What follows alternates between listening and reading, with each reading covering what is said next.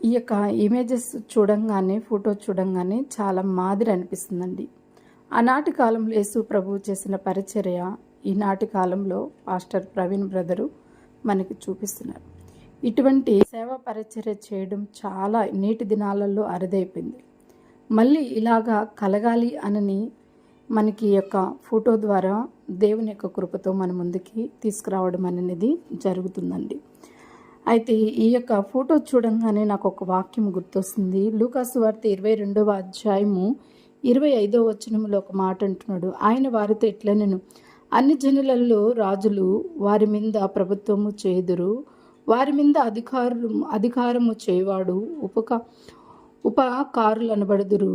మీరైతే అలాగున నుండరాదు.